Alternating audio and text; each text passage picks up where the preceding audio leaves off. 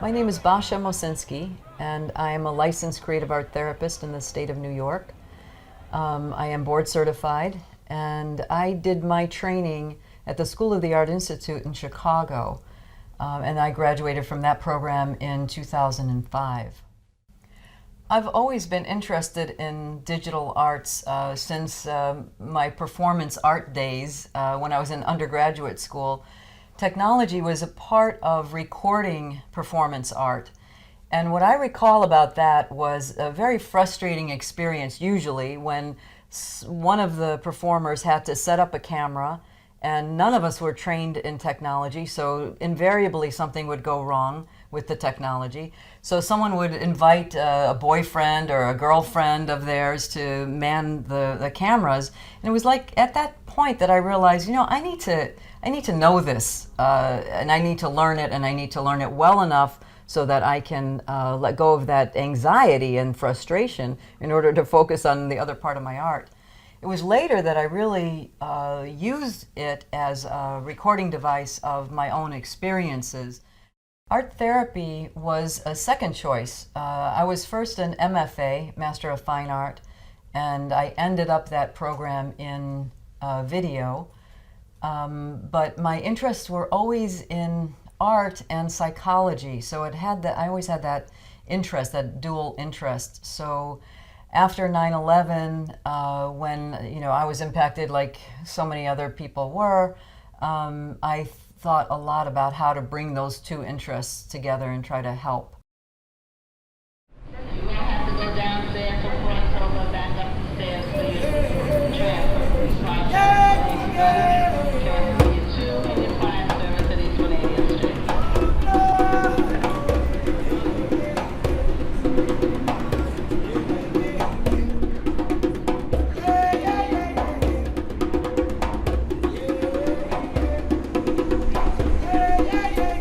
Brian Austin. I have a master's in art therapy and an undergraduate degree in painting. I run the animation project. I'm the founder and executive director, and also do some of the programming. In the area of interest is actually it's digital technology, but right now it focuses on 3D animation technology. I worked as an animator for almost 2 decades, and ironically enough, before I got into the animation business, I was interested in art therapy and was also studying animation, but then a job came along in the animation industry, and I took that and then didn't look back for about 15, almost 20 years. I do a lot of work now with the on the iPad using a stylus and do drawing, things like that. I used to do a lot of my drawing in Photoshop. When I was in the animation industry, I for probably about a full decade, I made a choice to have all of my creative personal artwork done on the computer. So I did a lot of Photoshop and a lot of digital animation. And then like when I went back to school for art therapy, then I kind of put the computer away for a while and did more traditional analog media.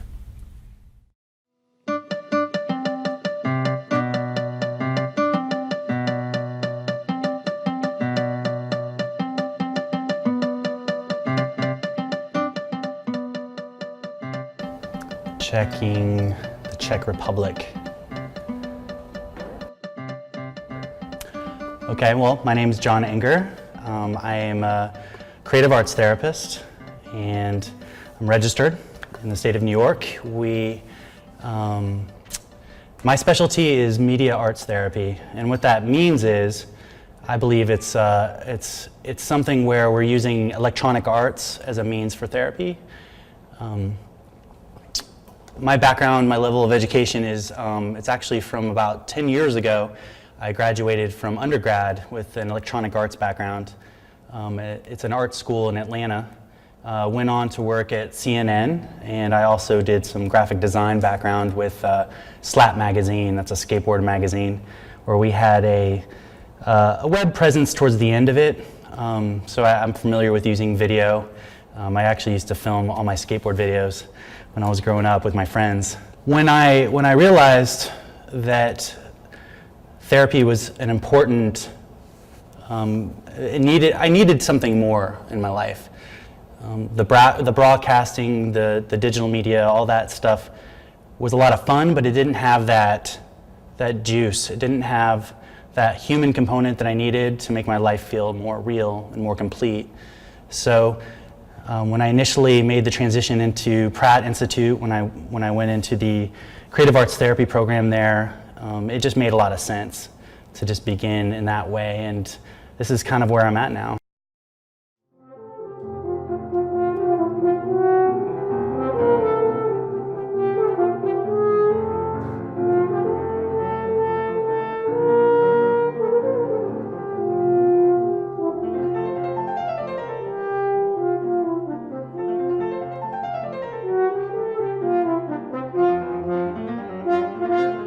Okay, I'm Bob Wolf, and I am a psychoanalyst, a licensed psychoanalyst, and a licensed creative art therapist, an ATR-BC, and I teach in the graduate art therapy program at the College of New Rochelle, and occasionally as a visiting professor at Pratt Institute here in New York. And I use digital media in much of my teaching in different ways, but primarily today I guess we'll be talking about the use in phototherapy. My first career choice as an undergraduate many years ago was design, and I went to Pratt for a bachelor's in industrial design actually. But then for different reasons, I shifted around in my career path and went into education for a few years. And then my experience teaching, especially teaching children in very disadvantaged neighborhoods here in the city, led me to see how my background in art was very helpful in reaching children that had been labeled as problem children. So I found myself doing what then became art therapy, and in order to keep my teaching license, I needed to go back and get a master's in something. So I went back to Pratt, and they were just then starting the master's program in art therapy. When I went through my training as an art student, there was no digital technology. The field hadn't really evolved. So what abilities and skills that I have in digital photography, for example, I picked up on my own. I took for example, I took a sabbatical about, probably now it's probably 10, 12 years ago, for the purpose of learning digital technology. I had been a black and white film photographer prior to that. And I was apprehensive about the whole new trend in digital technology, but I was also aware that if I didn't climb on board, I would be left behind. So I took the time to train, and I took some courses at the ICP here in New York, and bought a digital camera and just played with it, and I've been self-taught basically since then. It can't be daunting for the therapist to set up a camera or to open up the laptop and get into software. It has to be very natural. I mean, I think that the key is just to think it's just another tool. It's not like going to replace everything. There's nothing like a number 2 pencil or a pastel. Piece of tape. Yep, piece of tape, and it's all different. There's no reason to say I'm doing this and therefore someone shouldn't be doing that. It's like they should all be being done. And, you know, I think it'll change as like the ATA membership changes. There'll be more people who are just digitally savvy, and they'll be talking about those things. Artists are always playing with new technology, and I think that's a really important part of being an artist. An artist really takes the world that he or she experiences and plays with it and creates something that mirrors that. You know, I think that's one of the ways that I understand art and the role of art. And technology is part of that changing world. So we have to integrate it into how we reflect back what we're experiencing.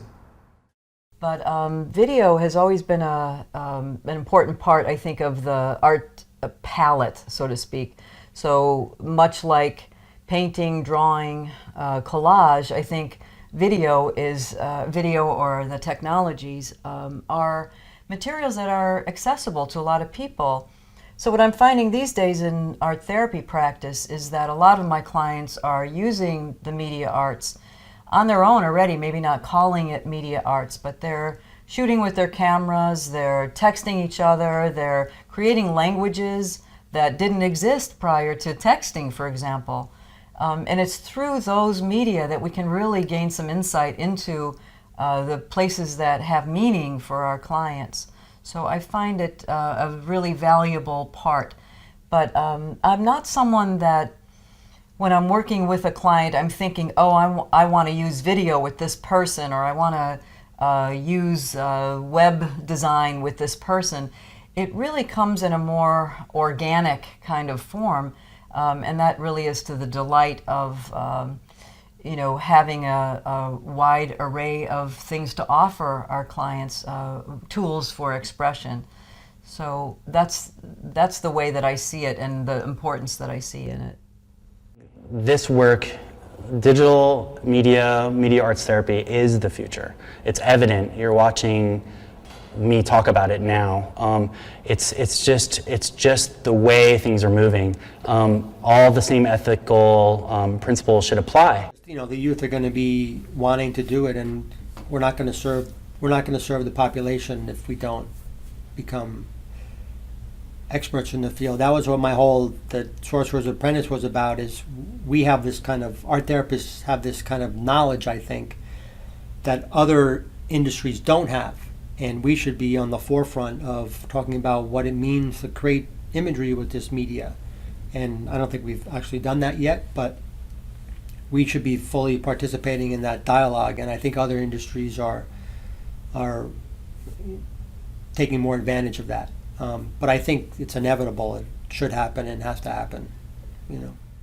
Now, artists have really historically been among the first to explore new technologies. And if we think about it, the first photographers really were exploring a technology, but they were exploring it as artists and finding uses and finding ways of utilizing the new things that they could do with the technology.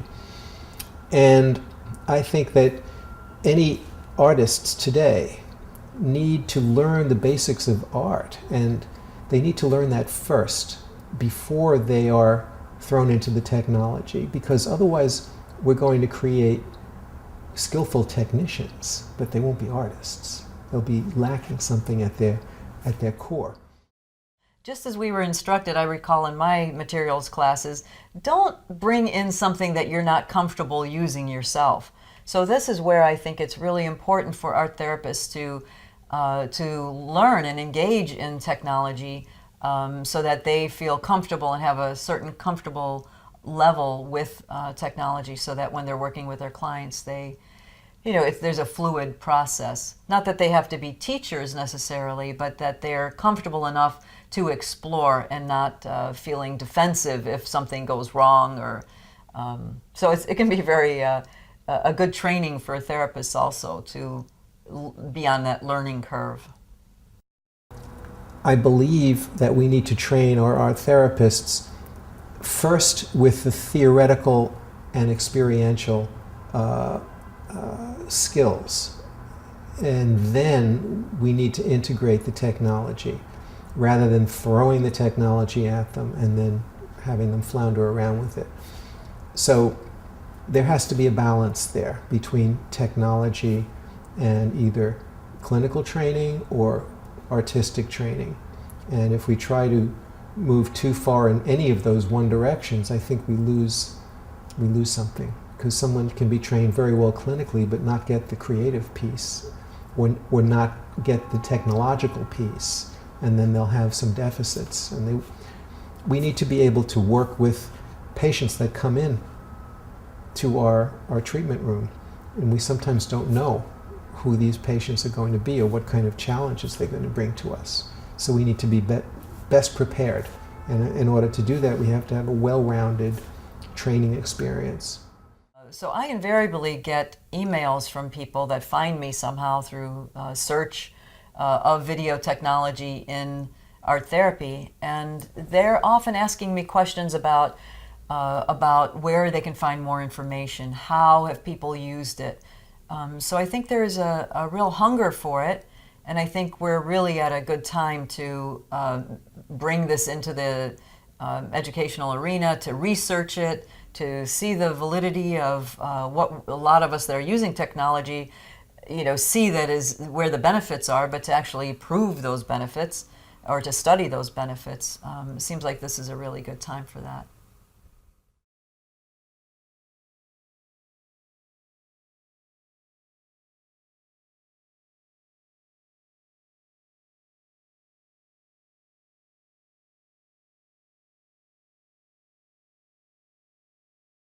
What we do is we work with groups of adolescents, anywhere from age 13 to 21, and some are older. And what we do is have the youth come up with a story idea, and then once they develop their story, then we teach them how to use the 3D animation software to tell that story. And the groups last anywhere from, some groups are shorter, but the ideal group lasts about 12 weeks, meeting twice a week, because the idea is we want the youth to learn how to use the software as well as develop the story and process the story. So, and the way we use it's twofold at least, is the narrative that the youth tell is always about their life. So the art therapist will spend that time processing that story with the youth.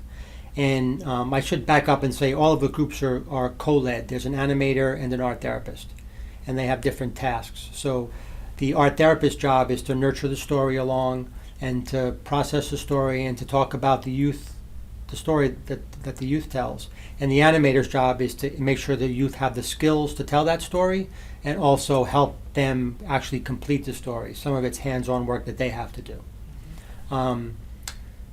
And so that's the whole process, and then at the end the youth create all the imagery that goes into the story, and then we record audio, and then the story is animated.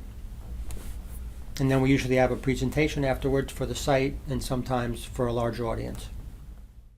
Working at Woodhull Hospital, it's an inpatient psychiatry unit, and we have been allowed an opportunity to use the digital media and the medium itself as a means for therapy for the patients so that they can express themselves and work with their image in a moving way. I'm using these tools in art therapy. These tools behind you, if you look around, I mean, there's a big green backdrop behind me. This is something that newscasters have been using for years in terms of presenting yourself in front of an invisible background, if you will, something that can be sandwiched to images that can be juxtaposed together. I'm using this green screen in my therapeutic work with patients so that they can imagine what it's like to be in a new environment. There's patients that I have that are inpatient, and they're in this hospital and they're stuck there. There's 2 locked doors that they have to get through if they were to elope. So we're offering them an opportunity to engage the green screen, which puts them in an environment that they can be anywhere in the world, that they could be standing in front of the Eiffel Tower right there in the inpatient unit. So I'm using these tools such as Photoshop. We're using Illustrator. I use InDesign. I also use Final Cut Pro, which is the primary one. Sometimes iMovie with patients who just want to kind of explore what it's like to just use video very generally. I kind of become a subordinate kind of ego for patients, and that ego, that's something that I can do. I can provide an extension, a reach for them, and what I like to say a lot is drive their ideas. We made the shift at the college from working in a 35mm darkroom with black and white film photography for the phototherapy courses. We switched completely over now into the digital. We use a Mac lab, and we also have a regular classroom that we can sit around and do like round table discussions and critique sessions of the work. So we actually move back and forth between 2 classrooms for those classes, which is interesting. Some of the experientials that I've designed for training phototherapists, we mix art materials with photography. So someone may be making collages using photographs and then using art materials, paints, crayons, and such, to actually paint over or into or with the other photography modality and create artwork that integrates both. Now, all of my courses are hybrid courses, meaning that part of the work for each course is done out of the classroom by the individual students online. So we have a secure intranet that the college has set up, which the students need to log into, and it's perfectly secure. They log in with passwords, and each class has its own little database that students have to sign into, and if they're not enrolled in that class, they can't get in, so it's very protected in terms of confidentiality. And students are required to log in for a certain number of hours a week in addition to being in class. And during that time, they log into online forums where they, for example, the phototherapy classes would have a requirement of creating one image a week and posting it online, describing what it is. And these images are from a list of recommended projects that I would assign. For example, one project might be take an old family snapshot of your family when you were growing up as a child, rephotograph it using a copy stand and to make it into a digital file, and then rearrange it in some way using Photoshop. Make some changes in the family, changes that maybe you had wanted to make but never could. Or put yourself into that family, but put yourself in as an adult, into a family portrait when you were 5 years old. Put yourself in there somewhere as an adult. Where would you be standing in your family? Who would you be standing next to? Is there someone in the family, like a sibling, that you'd like to eliminate? If so, make the family portrait without that person. Let's talk about that and what that is, what that's about. You know, things like this. So they're posting these online, and they're all required to comment on each other's postings. So this becomes a very rich exchange, and it warms everybody up. So when they come into the class, they are really ready to get into this and really feel it on a visceral level. And I like to think of the style of teaching as a visceral way of learning, that it's not just intellectual, but it's really learning by doing and experiencing, so that they can then take this experience and understand what their clients are going to be feeling when they are using these techniques with them. I had an aha moment when I was faculty at the School of the Art Institute at Chicago in the film video department. I was teaching Final Cut Pro, an editing software system. I was in the front of the class in a smart classroom, and it was very exciting to be in front of the class and talking about Final Cut Pro. This was the early days of digital editing. And at the same moment, I was beginning my art therapy studies. So what I saw was that editing software mirrors what I understood at that time anyway, memory.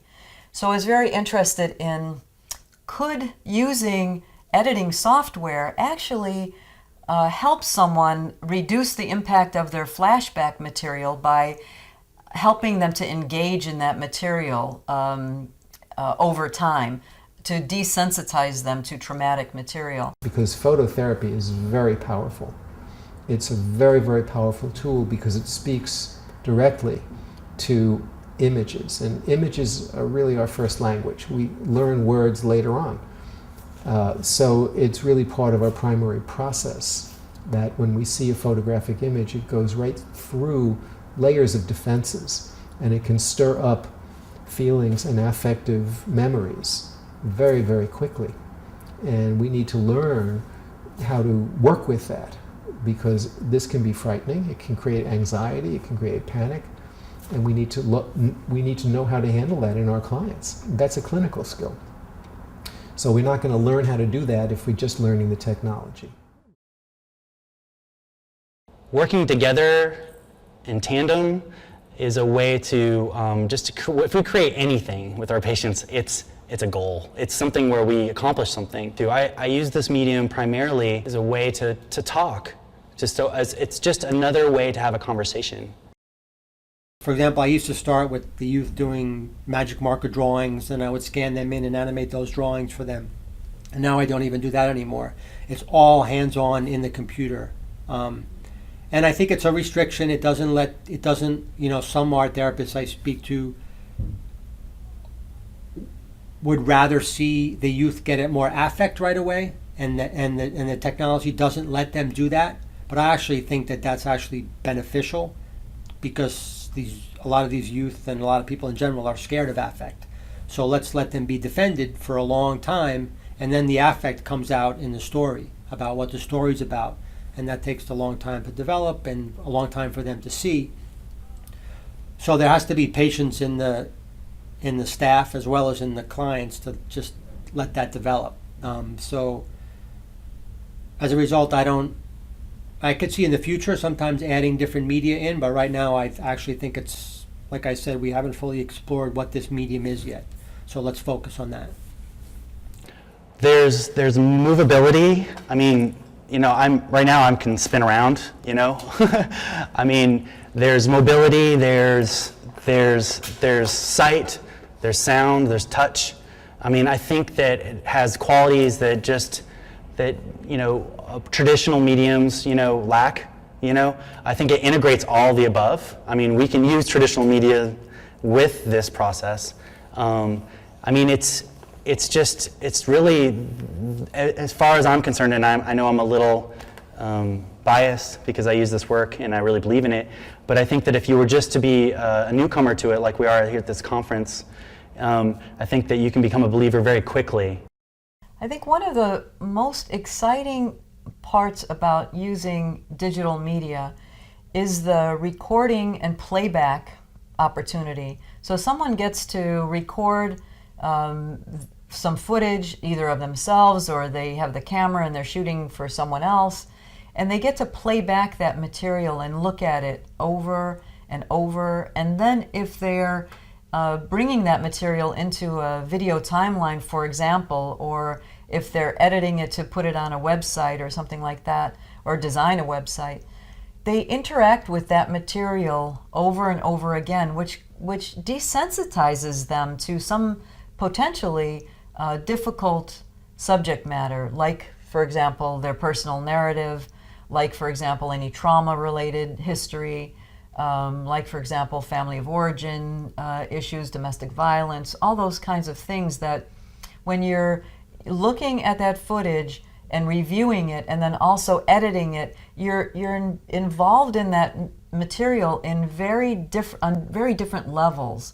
And I think that's one of the advantages of video technology, is you work with it. Probably in the similar way that a painter works with a painting and goes back to it and works over with it and over with it. So I think that's a feature that technology has. The problem with regular film photography was that these kids would lose interest by the time they took a picture and had it developed. So the Polaroid, the instant image, was great, but it had a limitation in size. And it was also, some of the early ones had these goopy chemicals. You had to swipe on it, and then the kids, you couldn't always control what they would do, and they would be toxic chemicals, and we had problems with that. So to have a digital image that you take on with a camera, and I mean, I have my system set up over here so that I take a picture and it pops up on my computer screen, and I can edit it, I can do what I want, or I can see if I'm doing a portrait shoot, oh, that was great, but the lighting was a little bit off, and I can change the lighting and work with the image until I get it just the way I want it. I don't have to wait for a roll of film to come back. Even when you're trying to get into a school, you need to present slides or JPEGs of your work. So you're always actually documenting, you're always actually representing your work. So the digital factor is always there. For me, it's really important because I consider myself a collage artist. And when I say collage, that can mean every bit of whatever that means. But there are challenges with media arts, just as there are with other art forms. So for example, you wouldn't want to use video in particular with someone who has body image issues without first preparing the way very carefully and cautiously before the use of a camera is brought into session. Also, if someone has a lot of anxiety and has anxiety speaking, having a camera on them could be very difficult also. So I think there are limitations, as there are with any art form, and the limitations are there with video also. I'd say the biggest challenge is for has to do with the animator's job is a challenge in one sense, because the youth come to the group and 99.9% of them have no computer graphic skills. So they teach them in a very they're teaching a population that doesn't have a lot of skills yet. So the animator's challenge to bring them along. The art therapist, I would say the main challenge for the art therapist is to actually, since the story takes so long to develop, the youth will have a story idea, and we won't see what that story looks like until about 12 weeks, right up until the end of the group. So the art therapist has to really kind of be able to sit with unformed content and make sure the youth don't lose interest, and make sure the youth don't get too re-stimulated while their story is coming together. And also the challenge is when to intervene and talk about aspects of the story. Because a typical story, since we work mostly with court-involved youth, I found that we really give the story over to the youth, and we don't edit their story. And so as a result, the story starts where the youth are, which is often they want to make a character that commits a crime. And our ultimate goal is to get them to think about choices they might make, that character might make along that narrative. And the youth always start with the idea that there are no choices, you need money, you're going to commit this crime. And always by the end of the 12 weeks, in the story enters an element of a character in the story saying, you know what, I want to do something else. So that's the other challenge of the art therapist, is they have to sit and wait for the youth to come up with that decision on their own. And it doesn't take one session, it takes 15 sessions for them to get there. And that also links into the main reason why I like digital animation as a medium, particularly for adolescents, is because the main area that these youth struggle with is impulse control. They want to do something right away. And there is no way in animation to do something right away. They have to take the time, and the story has to slow down. There has to be elements of pause. They have to sit with it. So that's, I think, a real developmental challenge for these youth. And it also links up with their development, what they should be doing. They should be learning how to wait for results. So it's kind of built into the medium. You can't just sit down and do an animation in one session. You have to, it takes time. And during that time is when all the work is done. And the challenge is to keep the youth committed and invested during that process, because they don't always see results too. Often the youth will say, I had no idea what it was going to look like. I'm so glad I stuck with it, but because they've never done this before, they can't visualize what is going to happen at the end. But those who stick with it find that it's worthwhile. And that's the other piece, is hopefully the youth gain a sense of what it's like to sit with something that they don't know how to do at first, and then ultimately they'll realize that if they sit with other things, they can learn how to do other things, and there's a payoff for being patient. So that's one of the main developmental things, and that's why I think this software and this process could work with any age group, but it really ties with adolescent development tasks and needs really, really kind of perfectly. That's why I like this population with it.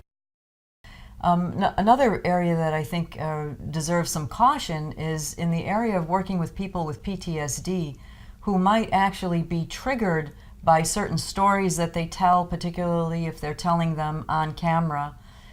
They might get into a dissociation, or they might in some way have difficulty with the playback of the material. So I think it's really important to be cautious, to tread carefully as you would with any other material when you're using video technology. Digital technology can be a gift, but there are a couple of problems with it as I see it. This day and age, we're living in a time when we are bombarded by media. And this affects the younger children in a different way than it affects older people that have had other experiences under their belt, and then they get hit with this stuff. But kids growing up, the MTV age, as I call it, to be hit with images one after another, boom, boom, boom, boom, boom.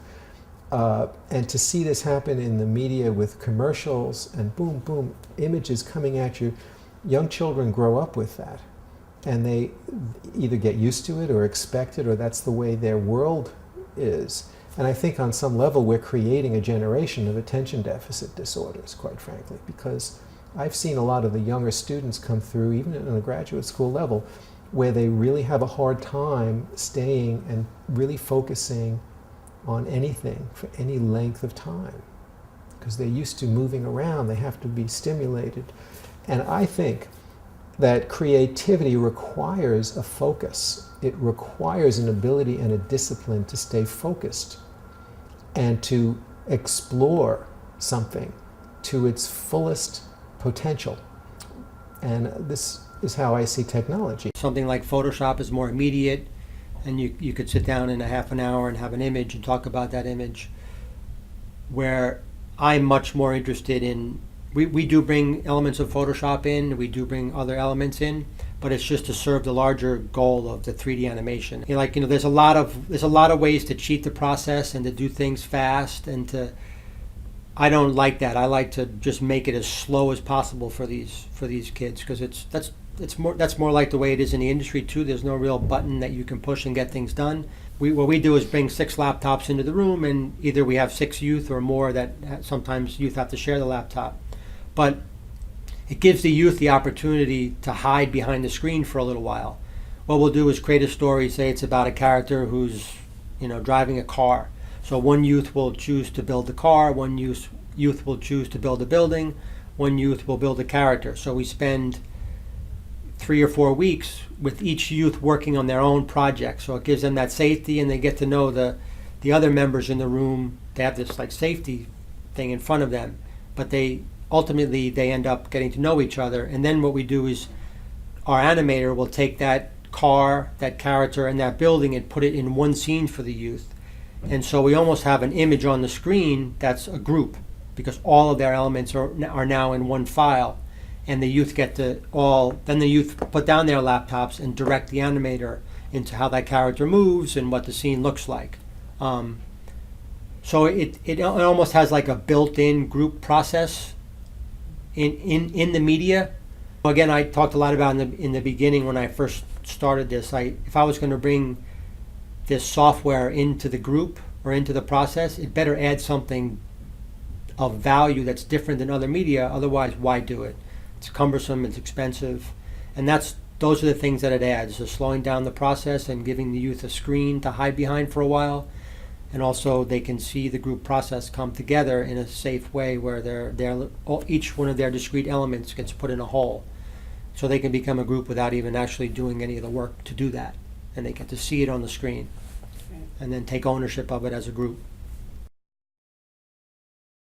I think the American Art Therapy Association stands at a really important crossroads right now of becoming leaders in the use of media arts in therapy, because we're using art, and we're using art forms, and technology is an art form.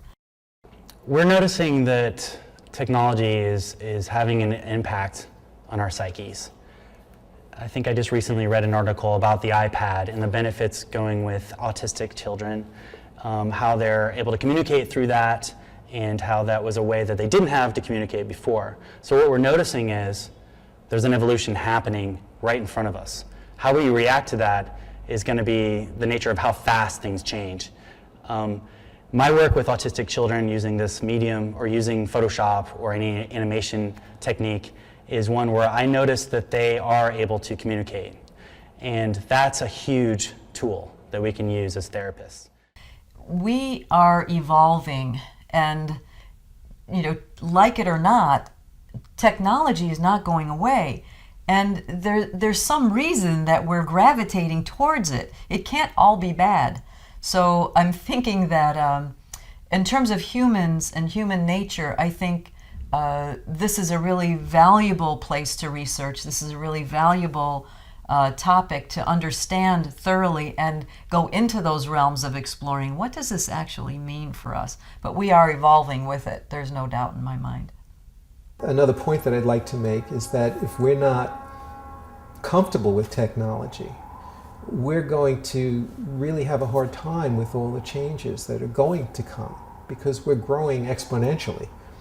You know, we never knew what an iPad was. We never knew what these tablets would be or could be until they were introduced. So there probably are things waiting out there to be introduced that we can utilize and we can turn into therapeutic tools, or we can use as art forms, but we don't know what they are. And if we're not willing to experiment with what does come along, we're going to be left in the dust. It's almost like there's the last generation that has one sense of ethics, and it's good for them to get those down on paper so that the upcoming generation can see them, but they're gonna react to them, you know, and that's the way it should be. Things are going to change. We don't know what's happening.